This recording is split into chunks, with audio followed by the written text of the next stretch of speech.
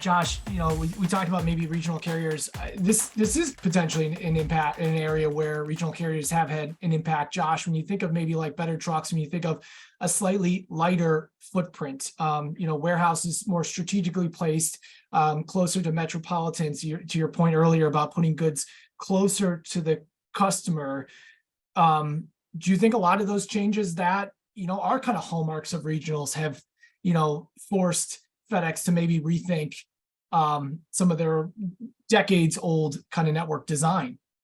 Absolutely, hands down. And I think that, a lot of what I think FedEx is trying to shed here is, having multiple facilities or multiple trucks for, doing the same thing and going to the same areas that a lot of that they're in every day. And so instead of having, two trucks in the same neighborhood, they'll have one truck. And, that makes a lot of sense. And really that's predicated, I would assume by, the influx of choices that shippers have. And so, to answer your question, Dan, none of this really surprises me.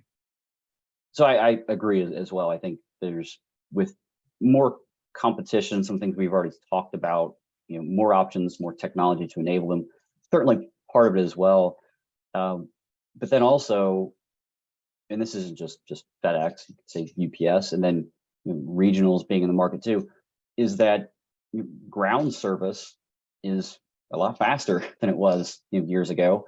That decreases the need for all the heavy amount of infrastructure on the express or air side for FedEx, which then really drives the need to take out redundancies from the network. That's been there all along, but as there's more value, I guess, out of a ground product, then you really have to examine the express network and try to reduce the operating cost out of that network.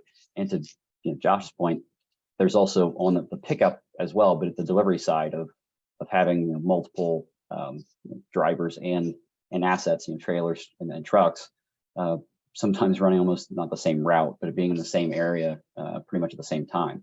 Yeah.